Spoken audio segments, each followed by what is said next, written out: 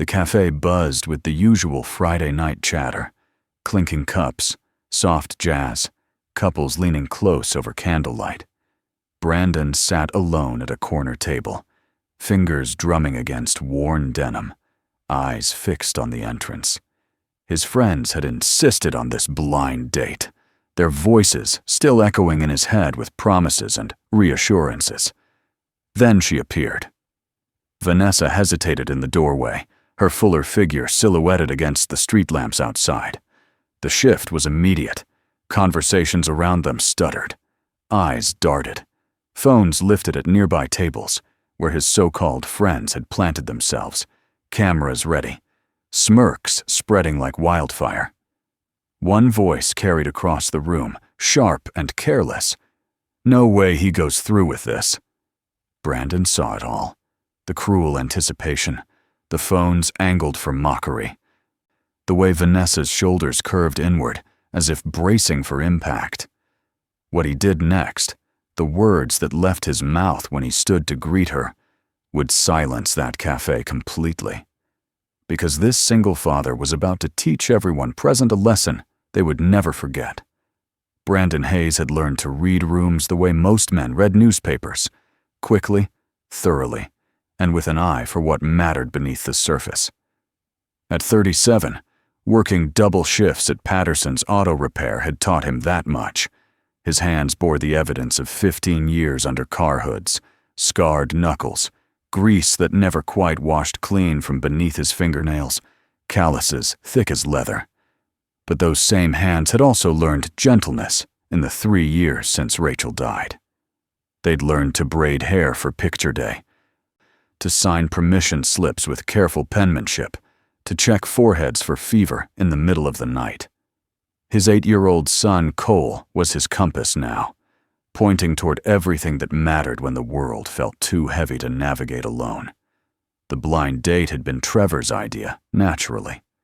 Trevor Martinez, his supposed best friend since high school, who'd cornered him at the garage 2 weeks ago with that familiar scheming grin. "You need to get back out there, man," Trevor had insisted, leaning against a Honda Civic with the confidence of someone who'd never spent a night alone wondering if he was enough for the person who needed him most. "Cole needs to see his dad happy again. Rachel would want that." The mention of Rachel's name had landed like a wrench dropped on concrete. Trevor had no right to invoke her, to use her memory as leverage for whatever social experiment he had brewing in that restless mind of his. But Brandon had been tired, bone tired, soul tired, and the path of least resistance had been to simply agree. Now, watching Vanessa pause at the cafe entrance, Brandon understood with sudden clarity that this had never been about his happiness at all. This was entertainment, a setup, the kind of cruelty that dressed itself up as humor and called itself harmless fun. He recognized the signs instantly. Trevor and his crew scattered across 3 nearby tables, phones positioned at perfect angles, that hungry gleam of anticipated mockery in their eyes. They'd chosen Vanessa deliberately, he realized. Someone whose appearance would contrast sharply with whatever fantasy they'd constructed in their shallow minds about who deserved to sit across from a decent man. The realization burned through him like battery acid. Vanessa took 3 small steps into the cafe, her movements careful, measured. She wore a navy blue dress that hung simply from her shoulders, modest and clean. Her dark hair was pulled back in a practical ponytail, and she carried a worn canvas bag over one shoulder. There was something in her posture that reminded Brandon of Cole on his first day of 3rd grade, trying so hard to be brave while expecting the worst. She scanned the tables, clearly searching, and when her eyes landed on Brandon's raised hand, he saw relief flicker across her face. Relief, and something else. Resignation, maybe. As if she'd walked into this cafe already knowing how the evening would unfold. Brandon stood as she approached, acutely aware of the silence spreading through the space like spilled water. The jazz still played, but the human sounds had shifted. Forks paused mid-air, Conversations dropped to whispers. And Trevor's table. Trevor's table erupted in barely suppressed snickers, the kind that teenage boys perfect in locker rooms and never quite outgrow. Brandon felt his jaw tighten. He extended his hand across the small table, meeting Vanessa's uncertain gaze with deliberate steadiness. "Vanessa?" he asked, and his voice came out softer than intended. "I'm Brandon. It's really good to meet you." The simple courtesy seemed to catch her off guard. Her handshake was brief, almost timid, her palm slightly damp with nervousness. They sat. And for a moment, neither spoke. Vanessa folded her hands on the table, then unfolded them, then folded them again. Her eyes kept drifting to the surrounding tables, registering the stares, the phones, the theatrical whispers. Brandon knew that look too. Rachel had worn it during her final months, when the cancer had stripped away 40 pounds and left her gaunt as winter branches. The way strangers stared in grocery stores, in hospital waiting rooms, their eyes full of pity or curiosity or poorly masked revulsion. He'd learned then that human beings could be astoundingly cruel without ever opening their mouths. Sometimes the eyes were enough. Sometimes the silence said everything. "I should probably apologize in advance," Brandon said, breaking the tension with words he hadn't planned to speak. Vanessa's eyes snapped to his face, wary. Already bracing for whatever blow was coming, he recognized that defense mechanism, the walls going up, the emotional armor clicking into place. "My friends," he continued, tilting his head slightly toward Trevor's table without actually looking at them. "They set this up. I didn't realize until just now that they had ulterior motives." He paused, choosing his next words carefully. "I'm sorry you got pulled into whatever game they're playing. You didn't deserve that." The apology seemed to stun her. Her mouth opened slightly, then closed.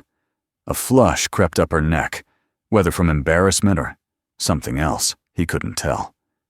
"I knew," Vanessa said finally, her voice quiet but steadier than he'd expected. "Not about your friend specifically, but that something was off. The woman who set this up, Melanie, she's Trevor's girlfriend. She approached me at the community center where I teach art classes, said she knew this great guy, showed me your picture." She smiled, but there was no humor in it. "I'm 33 years old, Mr. Hayes. I've been on exactly 4 blind dates in my life. All of them were setups by people who thought it would be funny to see how the fat girl handled rejection." She met his eyes directly now, and Brandon saw something fierce behind the vulnerability. Pride, maybe, or just exhaustion with having to explain her right to exist in public spaces. "I came tonight because I thought maybe, just once, someone actually saw past the surface. Guess I was wrong. Again." The words hit Brandon like a punch to the solar plexus. Not because they were cruel, they weren't, but because they revealed a depth of casual brutality he'd somehow convinced himself didn't exist anymore. Not in his circle. Not among people he'd trusted with his grief, his son, his struggling attempt to rebuild something resembling a normal life. Trevor had looked him in the eye 2 weeks ago, had clapped him on the shoulder like a brother, had promised this would be good for him. And all along, he'd been orchestrating humiliation, not just for Brandon, but for this woman who'd had the courage to show up despite knowing the odds were stacked against her. The betrayal tasted bitter as burnt coffee. "You weren't wrong," Brandon heard himself say, and meant it with a conviction that surprised him. "I didn't know about any of this. I showed up tonight because I was told someone thought we might connect. Someone thoughtful, they said. Someone who understands loss." He watched Vanessa's expression shift, uncertainty replacing some of the resignation. "My wife died 3 years ago. Cancer. It was brutal and slow, and watching it was like watching someone drown in increments. My son, Cole, he was 5 when she passed. Trevor convinced me it was time to try meeting someone new, that Cole needed to see his dad moving forward." Brandon's throat tightened. I didn't realize moving forward meant participating in someone else's entertainment. Vanessa studied him for a long moment, her dark eyes searching his face for signs of dishonesty. Brandon let her look. He had nothing to hide, nothing to perform. Around them, the cafe had returned to some semblance of normal operation, though he could still feel eyes on their table, still sense the phones recording from multiple angles. Trevor's table had gone quieter, as if they were straining to hear the conversation, waiting for the moment when Brandon would cut and run. The moment that would vindicate their worldview and give them content to replay for weeks. He wouldn't give them that satisfaction. Not tonight. Not ever. "I'm sorry about your wife," Vanessa said, and the empathy in her voice was genuine, unforced. Loss like that, it changes everything, doesn't it? The way you see people, the way you understand what actually matters. She paused, seeming to consider whether to continue. Then she did. "I was in a car accident 2 years ago. Drunk driver ran a red light, T-boned me at an intersection 3 blocks from my apartment. I was training for a triathlon at the time. Swam competitively in college, did marathons for fun. The accident shattered my L4 and L5 vertebrae, required 2 surgeries, 9 months of physical therapy, and a medication regimen that included high-dose steroids." She gestured to herself with a small, resigned motion. "This is what those steroids do. Combined with not being able to exercise the way I used to, with depression, with losing my identity as an athlete, I gained 90 pounds in 18 months. Brandon felt something crack open in his chest, some sealed chamber where he'd stored his own anger and grief. Here was someone who understood. Not the death part, maybe, but the loss part. The before and after part. The way the world treated you differently when your body no longer met its narrow standards of acceptability. Rachel had experienced it in reverse, losing weight when she didn't want to, becoming invisible in a different way. But the core experience was the same, being judged, being reduced to a single story that strangers wrote without permission, being treated as less than fully human because your flesh didn't conform to someone else's expectations. "Do you still swim?" Brandon asked, and the question seemed to catch Vanessa off guard. Her eyes widened slightly. "I mean, can you? With your back?" It was a genuine question, free of pity or performance. He simply wanted to know if this thing she'd loved was still available to her, or if the accident had stolen it completely. The distinction mattered. He'd learned that in the months after Rachel died, when people asked about Cole, as if grief were a single obstacle to overcome, rather than a landscape you learned to navigate differently. The people who asked, "How is he doing?" got different answers than the people who asked, "What does he love right now?" One question saw the problem, the other saw the person. Vanessa's expression softened almost imperceptibly. "I do," she said, and Brandon heard the relief in her voice. "Not competitively. But the community center has a pool, and I teach adaptive swimming classes for people with injuries or disabilities. Being in the water, it's the only place where my body still feels like mine, where I'm not carrying all this extra weight, literal and metaphorical." She smiled, and this time it reached her eyes. "I'm slower now. My form is different. But the water doesn't judge. It just holds you up." The metaphor hung in the air between them, beautiful and sad in equal measure. Brandon understood immediately. His garage was like that.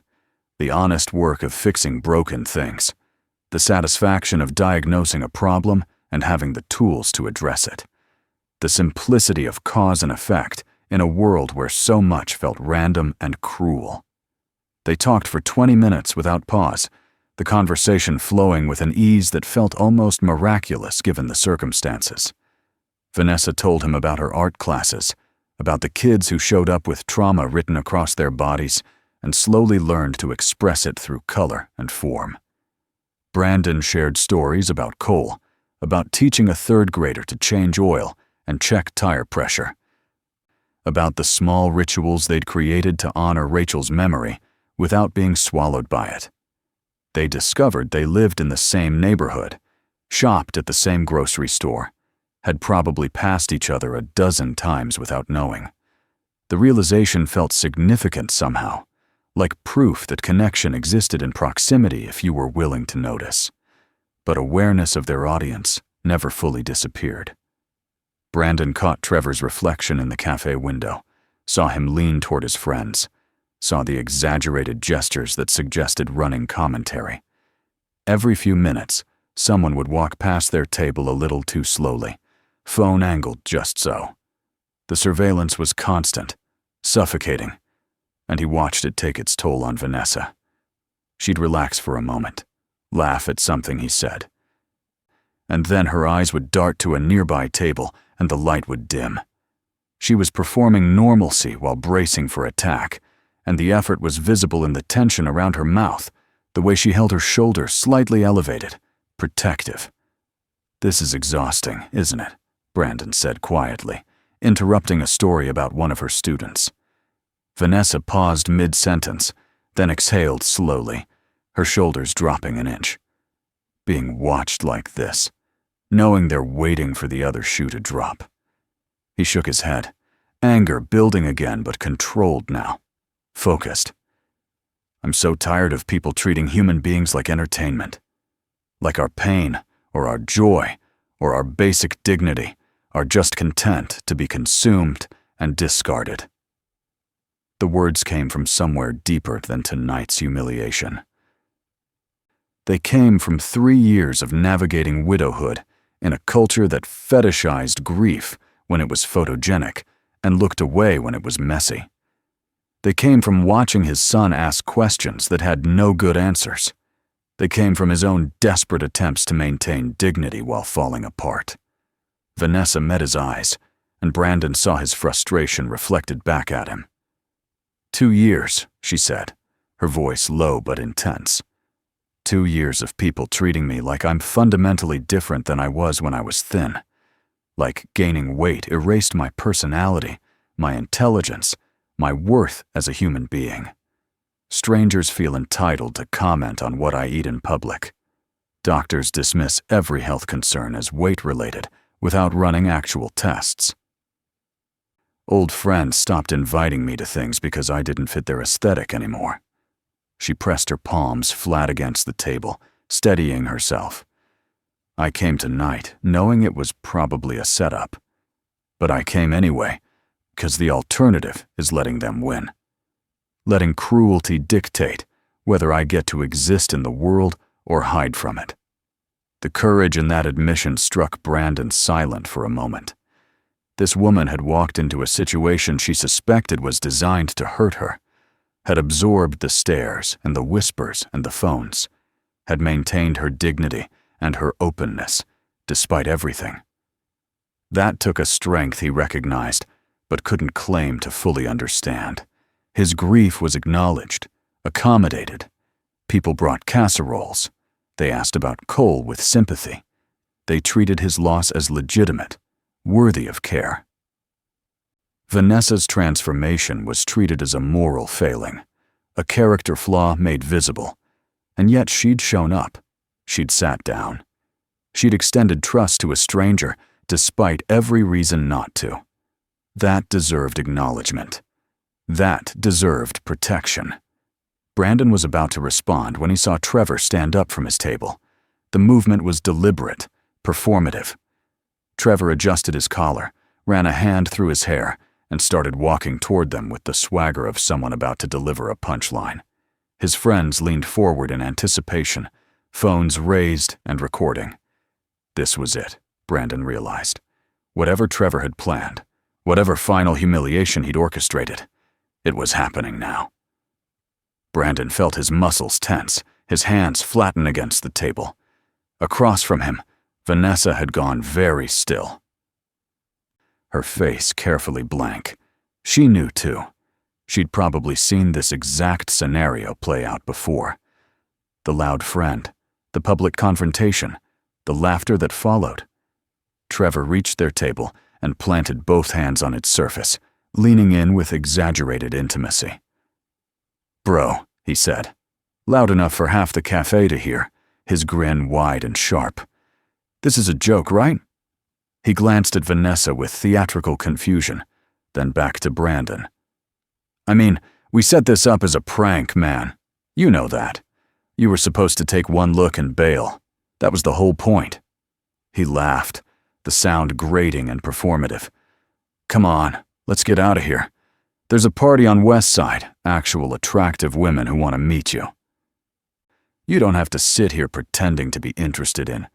He gestured vaguely at Vanessa without finishing the sentence, the contempt clear in the incomplete phrase. The cafe had gone completely silent now. Even the jazz seemed to fade into background static. Brandon could feel dozens of eyes on them, could sense the collective held breath of an audience waiting to see how this moment would resolve. Vanessa's face had drained of color, but she held herself perfectly still, refusing to give Trevor the reaction he wanted. Her hands remained folded on the table, her chin level, her eyes fixed on some point beyond his shoulder. She was disappearing in plain sight, making herself small in the face of cruelty.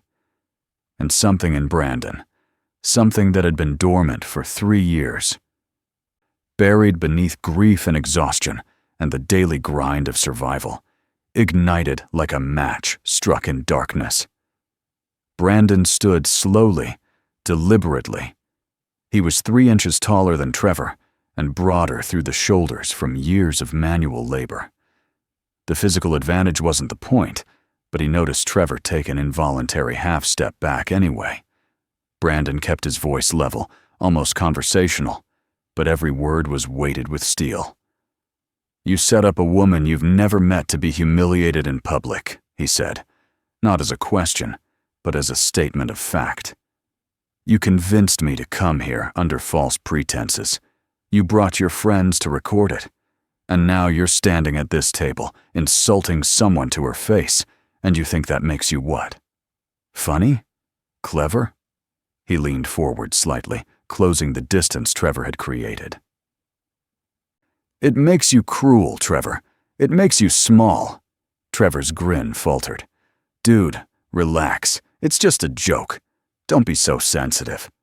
He tried to recover his bravado, glancing back at his friends for support.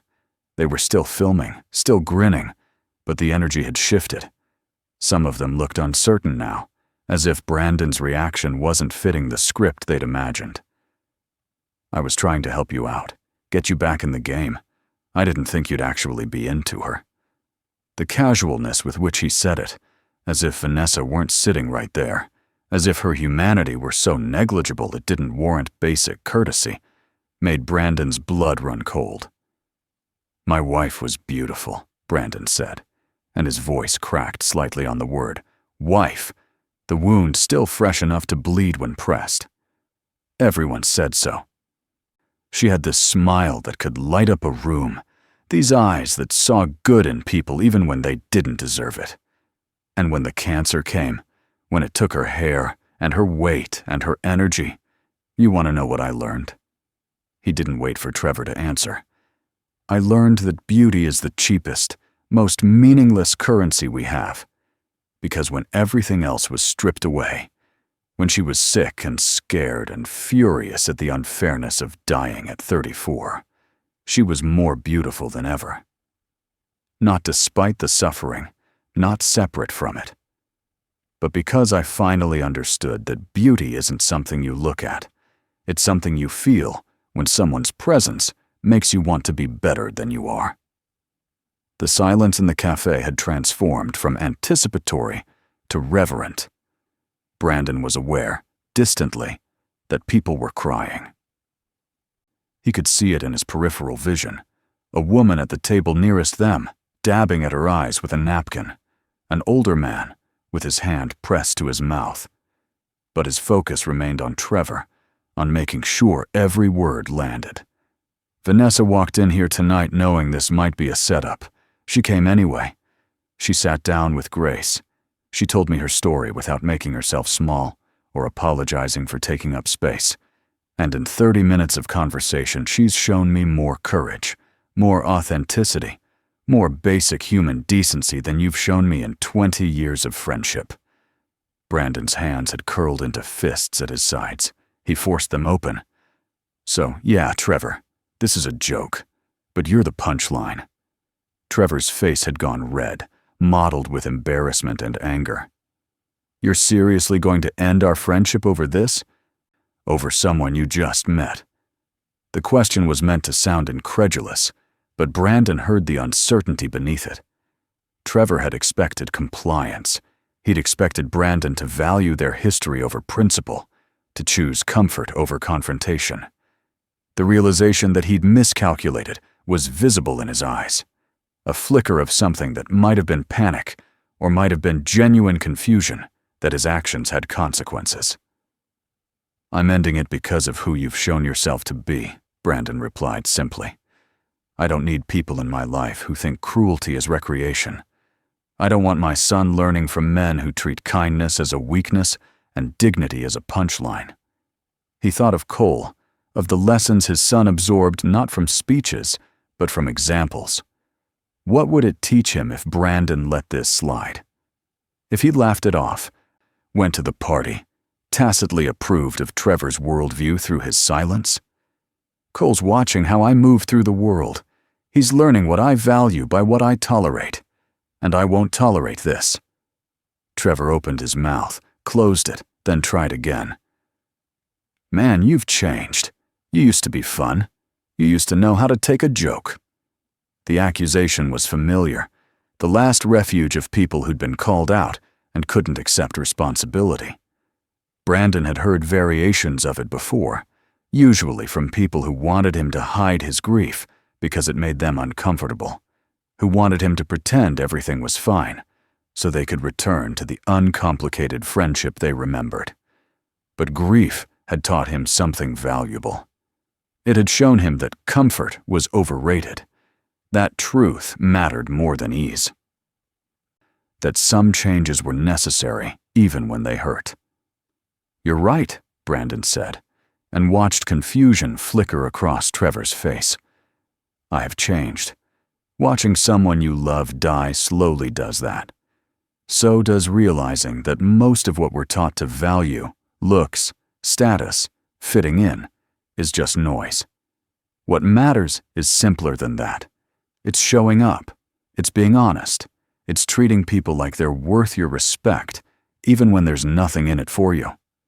He glanced back at Vanessa, who was watching the exchange with an expression he couldn't quite read. Then he returned his focus to Trevor. "So yeah, I've changed. And honestly, I'm grateful for it, because the person I was 3 years ago might have gone along with this. He might have laughed, and I would have hated myself for it." Trevor stood there for another moment, seeming to expect additional argument or defense. When none came, he shook his head, muttered something that sounded like, "Whatever, man," and walked back to his table. His friends had lowered their phones. The laughter had died. They gathered their things quickly, avoiding eye contact with anyone, and filed out of the cafe with the deflated energy of people whose entertainment had turned uncomfortable. Trevor was the last to leave. He paused at the door, glanced back once, but Brandon had already turned away. That friendship was over. It had probably been over for longer than tonight, dying slowly through accumulated small cruelties and mismatched values. This was just the moment when both of them finally acknowledged it. Brandon sat back down, suddenly aware of how much adrenaline was coursing through his system. His hands were shaking slightly. He clasped them together on the table, trying to steady himself. Across from him, Vanessa was staring at him with an expression he absolutely couldn't interpret. It might have been shock. It might have been gratitude. It might have been anger that he'd made a scene when she'd been trying to maintain her composure through quiet dignity. He had no idea. "I'm sorry," he said, uncertain what exactly he was apologizing for, but feeling it was necessary anyway. "I didn't mean to. I probably made that worse. I just couldn't." "Stop," Vanessa said, her voice firm but not harsh. She reached across the table and placed her hand over his clasped ones. Her palm was warm, solid. "Don't apologize for that. Don't you dare." Her eyes were bright with unshed tears, but she was also smiling. A real smile that transformed her entire face. Do you know how many times I've sat in situations like this and wished someone would say something? Wished someone would push back against the casual cruelty, the assumption that it's okay to mock people for not meeting arbitrary standards? She shook her head slowly, wonder mixing with something fiercer. No one ever has. People laugh along. They look away. They tell me later, privately, that they thought it was messed up. But in the moment, they stay silent. Because it's easier. Because it's safer. Brandon turned his hands over so he was holding hers instead. The gesture felt natural, like something they'd done 100 times before. "I spent 3 years being angry at the world," he said quietly. "Angry that Rachel got sick. Angry that Cole has to grow up without his mother. Angry that I couldn't fix it or stop it, or even make sense of it. And somewhere in all that anger, I forgot that I actually had power over something, not over death or disease or cosmic unfairness, but over how I treated people, over whether I contributed to the cruelty or pushed back against it." He met her eyes, hoping she could see he meant every word. Tonight mattered. Standing up mattered. Not because it fixed anything or changed Trevor's mind or made the world fundamentally better, but because silence in the face of cruelty is complicity, and I'm done being complicit. They sat like that for a moment, hands linked across the table, the cafe slowly returning to its normal rhythm around them. The barista approached cautiously, asking if they wanted to order anything. They ordered coffee, good coffee, the expensive kind, and split a piece of chocolate cake that neither of them particularly wanted, but felt like celebration required. They stayed for another hour, talking about everything and nothing. Vanessa told him about her dream of opening an accessible art studio where people with disabilities could create without barriers. Brandon shared his secret ambition to teach automotive repair to disadvantaged teenagers, to give them marketable skills and the confidence that came from understanding how things worked. They compared notes on single parenthood. Vanessa's godson, who she cared for 3 days a week, while her best friend worked double shifts at the hospital. By the time they left the cafe, the night had turned cool and clear. Stars were visible despite the city lights, small pinpricks of constancy in the vast dark. Brandon walked Vanessa to her car, an old Civic with a dented bumper and a collection of art supply boxes visible through the back window. She paused before getting in, turning to face him with an expression that was tentative, but hopeful. "I don't know what this was," she said, gesturing between them, "or what it could be, but I'd like to find out, if you're interested." The vulnerability in the offer was profound. She was risking rejection again, after a night that had already asked so much of her courage. Brandon didn't hesitate. "I'd like that too." He pulled out his phone, and they exchanged numbers, laughing at the old-fashioned formality of it. "Coffee next week? Somewhere without an audience?" The joke landed gently, and Vanessa's smile widened. She agreed, suggested a quiet place near the community center, and climbed into her car. Brandon watched her drive away, then stood in the parking lot for a few minutes longer, letting the night air cool his face and calm his racing thoughts. Something had shifted tonight. Some weight he'd been carrying had redistributed itself, not disappeared, but became more manageable. He felt lighter. He felt like himself in a way he hadn't since Rachel died. When he got home, Cole was asleep on the couch, a blanket pulled to his chin. Mrs. Chen from next door was reading in the armchair. She looked up and smiled. "Good night?" she asked. Brandon nodded. "Better than expected," he said, and Mrs. Chen laughed softly as she left. Brandon lifted Cole and carried him to bed. His son stirred, but didn't wake. He tucked Cole in, brushed hair back, and whispered, "Your mom loves you. I love you. You're exactly who you're supposed to be." Cole mumbled and rolled over. Brandon watched him, then returned to the living room. He sat in the quiet darkness and thought about the evening, about Vanessa's courage, about Trevor's cruelty and his own complicity in allowing people like Trevor to remain unchallenged, about the ways grief had broken him open and made room for clearer vision. He thought about Rachel, about what she would have thought. He suspected she would have been proud. She'd always pushed back against injustice, always spoken up. Maybe that quality hadn't died with her. Maybe it had just been dormant. 3 months passed with steady accumulation of moments that added up to something extraordinary. Brandon and Vanessa fell into an easy rhythm: coffee twice a week, longer conversations on Sundays, occasional outings with the boys to museums or parks. They weren't dating exactly. Neither had used that word. But they were building something. Friendship, certainly. Trust. The kind of relationship that revealed itself through small consistencies rather than grand gestures. Cole adored Vanessa immediately. She had a way with kids that came from genuine interest. She asked questions and listened. She took his drawings seriously, offering real critique and encouragement. And she talked about Rachel naturally, not tiptoeing around the loss. "Your mom sounds special," she'd said one afternoon. "I bet she'd be proud of how brave you are." Cole had looked up and replied, "She'd like you. You're nice without being fake about it." Brandon, overhearing, had felt hope expand in his chest. The cafe incident had developed a strange afterlife. Someone posted video footage of Brandon standing, of Trevor backing away, of the cafe falling silent. It was viewed millions of times within days. His phone filled with messages. Journalists requested interviews. He declined it all. This wasn't a moment to monetize. It had been real, and keeping it real meant not packaging it for consumption. But the attention had consequences.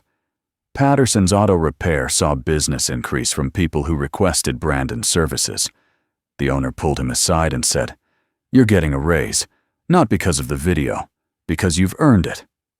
Brandon's plan to teach automotive classes gained traction when a nonprofit offered space and funding. And Vanessa's art studio dream began materializing when donors contacted her, inspired, wanting to help. They were sitting in Vanessa's apartment 4 months after the cafe when she asked, "Do you ever regret it? Standing up like that? Ending your friendship with Trevor?" The guilt in her voice was genuine. Brandon set down his mug. "You didn't ruin anything. You revealed things. There's a difference." He explained how Trevor and he had been friends out of habit, not shared values. That night just made it impossible to ignore anymore. Vanessa nodded. "The accident didn't make me brave. It showed me I had strength I hadn't needed before. The strength was never in my body's ability to perform. It was in my willingness to keep showing up." She traced her mug. "Character is a choice we make over and over." Brandon took her hand. "I'm glad you showed up, because if you hadn't, I wouldn't have met you. Cole wouldn't have met you." He paused. "I don't know what this is between us, but you've become essential to my understanding of what's possible after loss." Vanessa squeezed his hand. "I feel the same way. I went to that cafe expecting humiliation, and instead I found connection. Real connection. You just get to be yourself, and that's enough." They sat in silence, hands linked, rain creating rhythm against glass. Brandon thought about Rachel, about whether this counted as moving on or moving forward. He decided it didn't matter. What mattered was that it felt honest. It honored his past while leaving room for a different future. 6 months after the cafe, Brandon stood teaching 20 teenagers at the community center how to diagnose engines. Cole was there, socket wrench in hand. Across the parking lot, in the new art studio, Vanessa led a watercolor class. Her students clustered around her. From where Brandon stood, he could see her through the windows, animated and engaged. Later, when classes ended, Brandon and Vanessa met in the parking lot. Cole ran ahead to play, and they stood watching the boys climb and laugh. "We're doing good work," Vanessa said. "These kids are learning they matter." Brandon nodded. This was what mattered. Showing up. Being consistent. At Vanessa's car, she turned to him. "Cole's birthday is next month.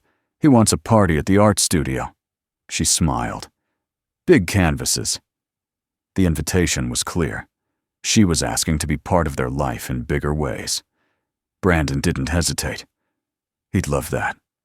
We'd love that." He paused. "Your family, Vanessa."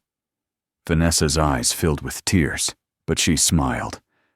"I love you guys too. This family we're building, it's the best thing that's ever happened to me." They hugged, and Brandon held on, grateful for connection. As he drove home with Cole chattering about birthday party plans, Brandon thought about the cafe, about that moment when he'd seen cruelty in Trevor's eyes, phones raised like weapons.